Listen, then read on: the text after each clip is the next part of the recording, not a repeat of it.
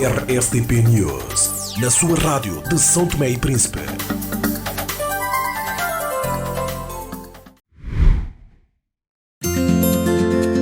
Eterniza o amor no dia de São Valentim com a super oferta de um CST Smart 22 por apenas 1.990 dobras com turbo mensal incluído. E ao comprares este equipamento, ainda podes ganhar em sorteio um fim de semana para 2 pessoas no Ondas Divinas em Santana. Campanha válida até 25 de fevereiro de 2024. Vai já a uma loja CST e agarra o teu. CST, sempre juntos, pelo país que amo.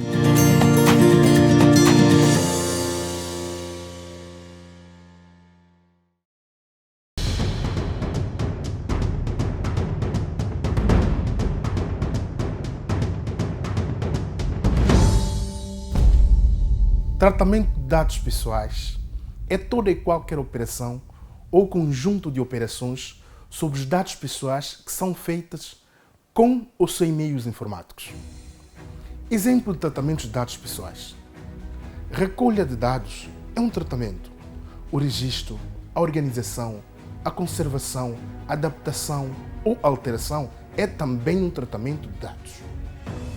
A recuperação, a consulta, a utilização por transmissão, por difusão ou qualquer outra forma de exposição é um tratamento de dados. Fazendo comparação, trocas, bloqueios, eliminação ou destruição também é outra forma de tratamento de dados.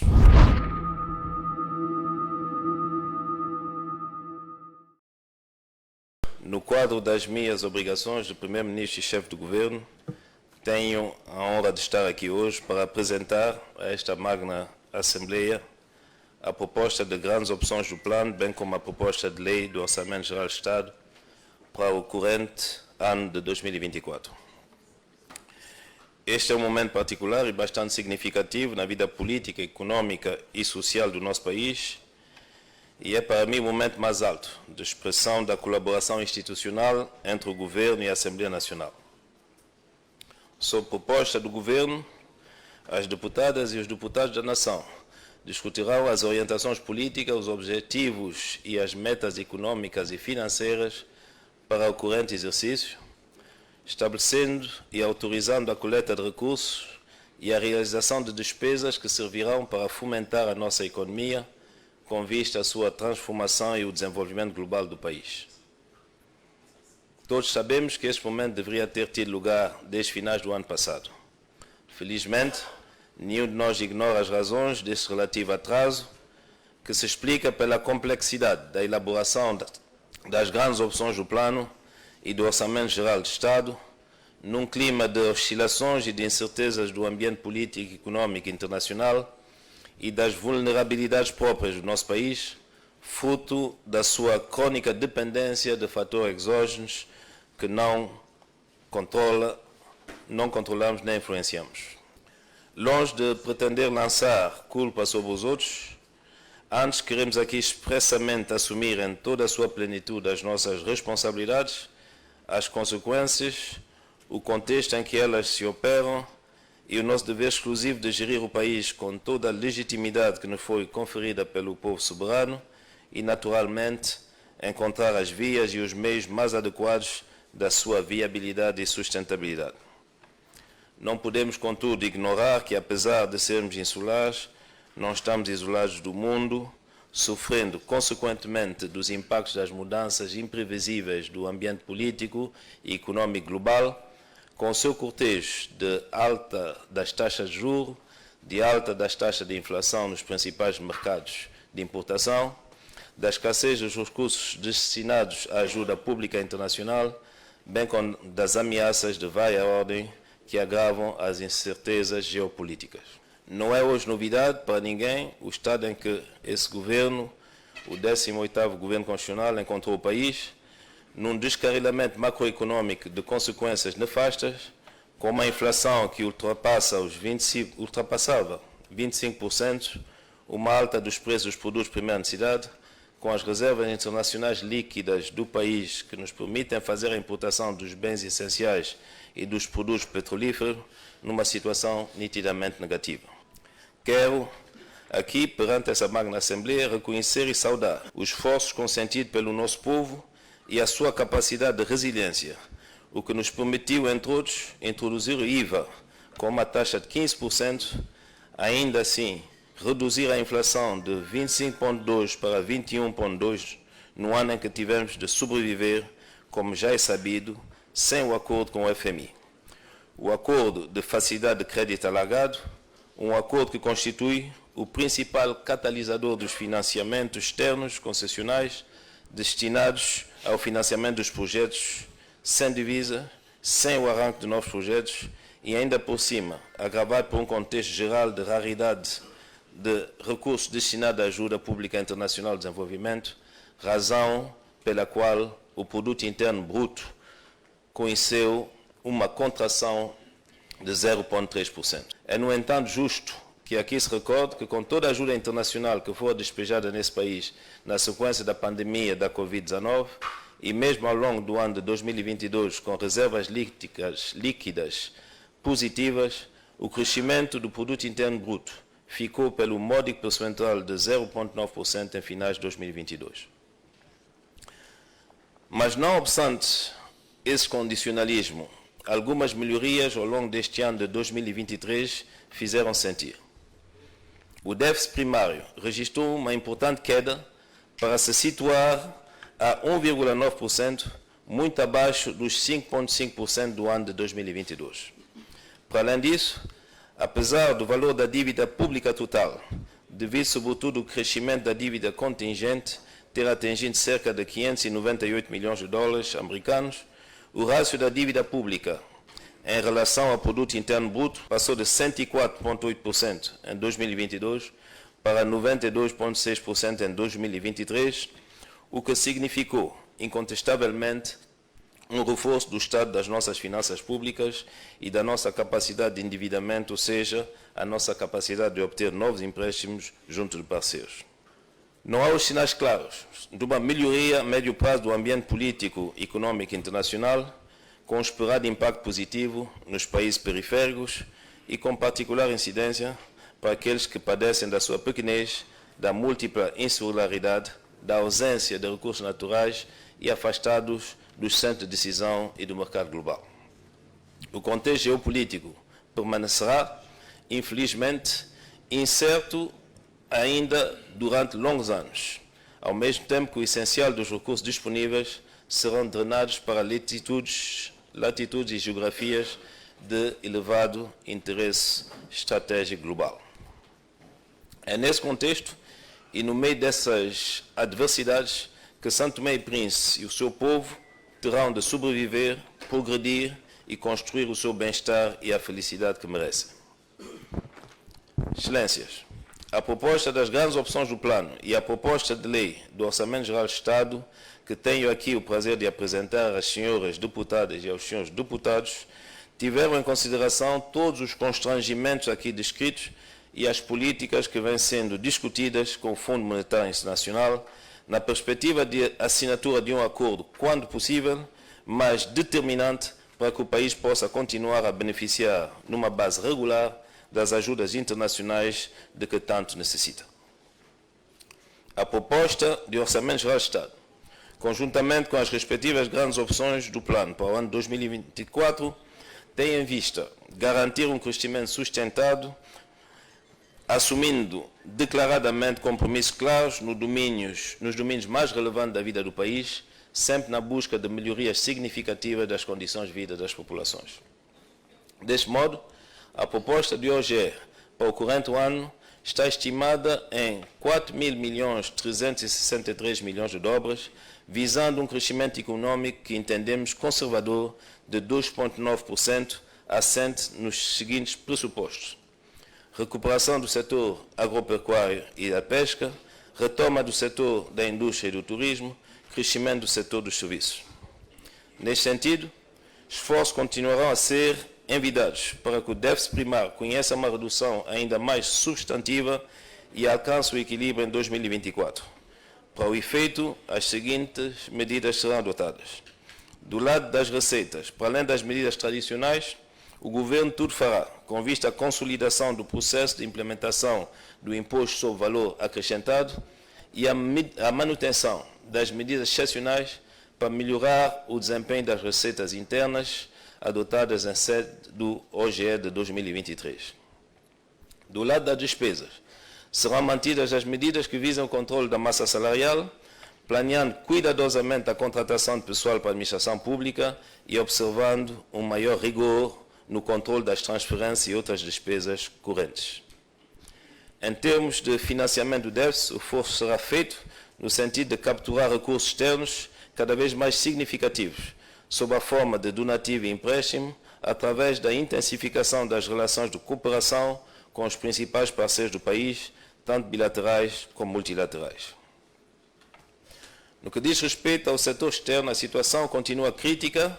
e crônica, tendo em conta que o valor das nossas importações continua a ser extraordinariamente superior à das exportações, o que tem conduzido à deterioração da nossa balança de pagamento, gerando, num contexto de redução das ajudas externas e do fraco desembolso dos créditos e donativos acordados, uma escassez de divisa para fazer face à importação de bens de primeira necessidade, incluindo os combustíveis para a produção de eletricidade e outros fins, e acumulando assim os déficits externos. A melhoria da capacidade de arrecadação de receitas e o alargamento da base de tributação das atividades internas são duas condições sine qua non para que se possa, sem prejuízo da consolidação orçamental, aumentar a capacidade do país de fazer face às despesas essenciais que conduzem à melhoria dos padrões de vida da população. Neste sentido, os resultados em termos de crescimento altamente positivo da arrecadação de receita em 2023 são encorajadores e os mecanismos serão aprimorados com vista a uma melhor colheita de receitas em 2024. Importa, contudo, dizer que para mitigar alguns efeitos regressivos do IVA e o impacto que a sua implementação poderia ter no poder de compra das famílias mais vulneráveis e numa conjuntura de elevados níveis de inflação, o Governo reviu em baixa as taxas de direito de importação dos produtos que integram a cesta básica, incluindo o gás butano, ao mesmo tempo que fixou a margem de lucro desses produtos no máximo de 10%. Assim, no cumprimento dos objetivos do seu programa, o Governo decidiu, na presente proposta de OGE de 2024, lidar primeiramente com o desemprego e a melhoria de oportunidade de rendimento para as famílias e do seu poder de compra, através de ações direcionadas para a recuperação de infraestruturas sociais e econômicas que concorrem para o aumento da produtividade e a consequente retoma do crescimento da economia. Sendo o Estado o maior empregador e prestador de serviços, no intuito de restabelecer a equidade e a justiça, assumindo a continuidade dos engajamentos não cumpridos no passado, foram previstas dotações para regularizar as carreiras profissionais nos setores da defesa e segurança nacional, da educação e da saúde, bem como passamos a institucionalizar o pagamento de subsídio de férias e de Natal.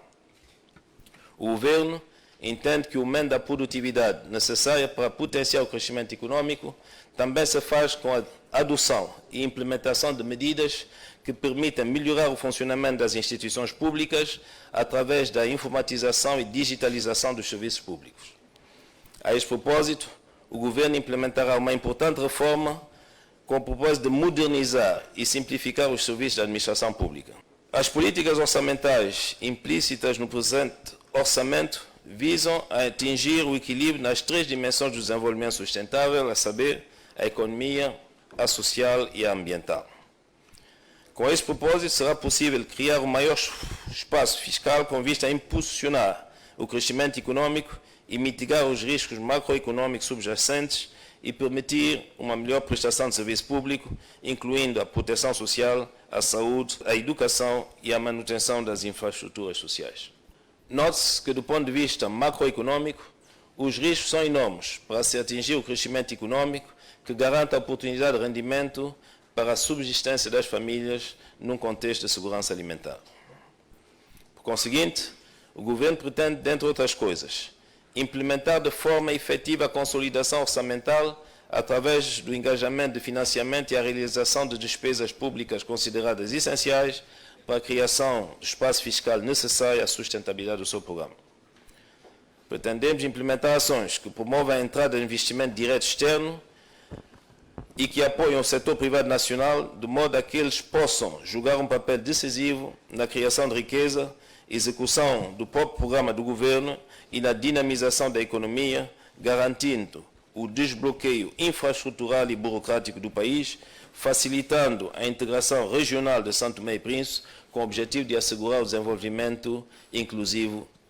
do país.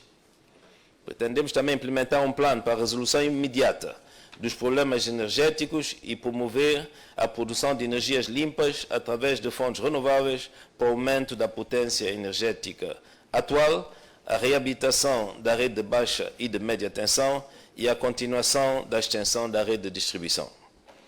A problemática da cobrança e da comercialização da eletricidade terá uma atenção particular. Meus senhores, assim, o aumento da resiliência macroeconômica constituirá uma das condições sine qua non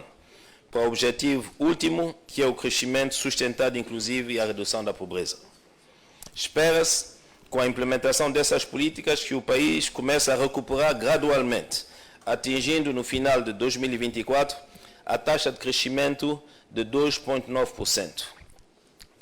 A inflação,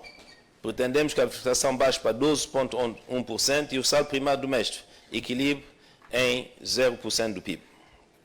O governo prevê para 2024 uma mobilização de receitas num total de 4.035 milhões de dobras de receitas efetivas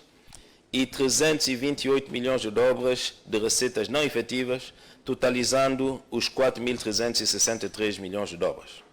Relativamente às despesas totais para o corrente ano, as despesas de funcionamento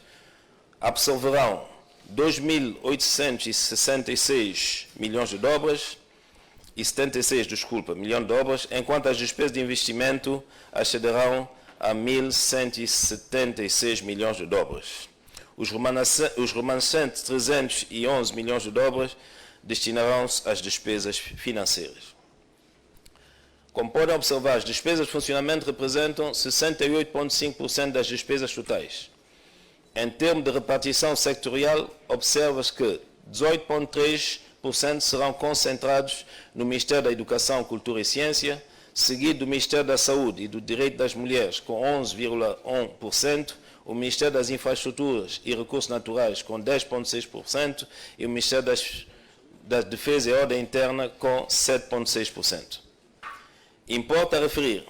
que, ao nível do Ministério da Educação, Cultura e Ciência, 65,1% das despesas totais alocadas a esse órgão destinam-se exclusivamente às despesas salariais. De igual forma, nos Ministérios da Saúde e Direito da Mulher e no Ministério da Defesa e Ordem Interna, cerca de 55,4% e 78,1% respectivamente correspondem também às despesas salariais, evidenciando o peso desse grupo de despesas nos orçamentos desses órgãos. Para 2024, o programa de investimento público está fixado em 1.176 milhões de dobras, equivalente a 7% do PIB nominal, estimado para o ano, e reflete um aumento de 9,6% em relação ao ano 2023. Do valor total do programa de investimento público para 2024, 12% será assegurado por recursos internos e 88% por recursos externos, isto é, donativo e empréstimo que o país terá que suportar. As despesas de investimento representam cerca de 27% das despesas totais. Relativamente à sua repartição sectorial, 72,1% dessas despesas estão concentradas nos 4 setores, sendo o Ministério das Infraestruturas e Recursos Naturais com a maior fatia, 35%, seguido do Ministério da Saúde e Direito da Mulher, com 13,9%, o Ministério da Educação, Cultura e Ciência, com 12,6% e, por último, o Ministério do Plano e Finanças, com 10,6%. Excelências, senhores deputados, este é o orçamento possível, tendo em conta o contexto acima descrito e a capacidade de mobilização e de endividamento do nosso país. Não insistiremos mais sobre as vulnerabilidades e a exígua base de tributação e a capacidade contributiva dos nossos agentes econômicos. Queremos que todos constatem o peso da massa salarial do setor público na estrutura do Orçamento Geral do Estado, reduzindo significativamente a capacidade do Estado de alargar a sua participação na realização de investimentos em infraestruturas econômicas e equipamentos sociais. Por tudo isso, consideramos fundamentais e inadiáveis as reformas no setor da administração pública, não só para que ela aumente a sua produtividade, produza serviços de qualidade e sirva melhor os cidadãos, prestando atempadamente serviços, mas, sobretudo, para que ela se transforme num agente efetivo de desenvolvimento, acolhendo, facilitando e impulsionando as ações do setor privado. É preciso facilitar, simplificar os processos e ser mais amigo dos utentes e dos empreendedores. É preciso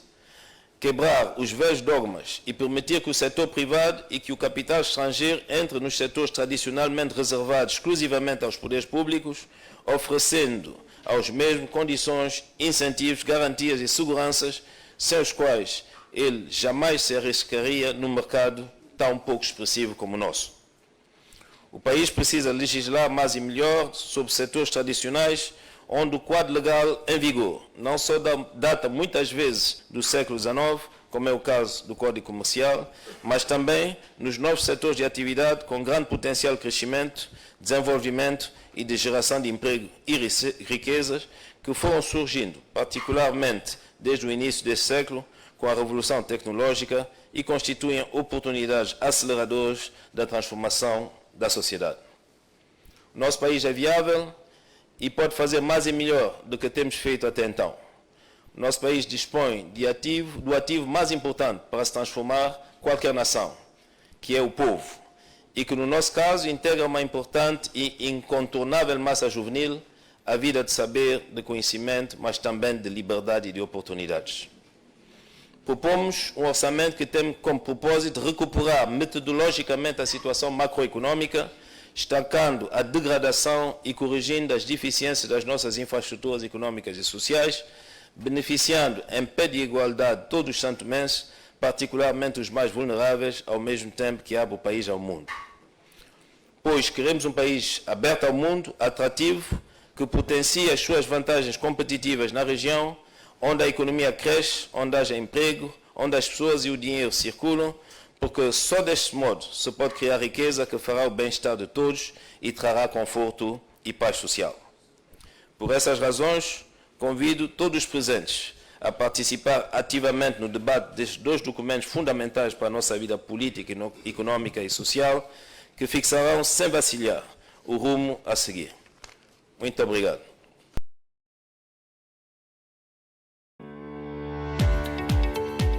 Com a modernização da rede Dobra 24 desde ano 2021, o cartão Visa tornou-se uma realidade em São Tomé e Príncipe. Mais de 50 mil transações foram processadas desde então. Com o sistema Dobra 24, é possível trazeres o teu cartão Visa de qualquer parte do mundo e levantar dinheiro e fazer compras aqui em São Tomé e Príncipe, de forma rápida, segura e cômoda. Dobra as tuas vantagens com a Dobra 24.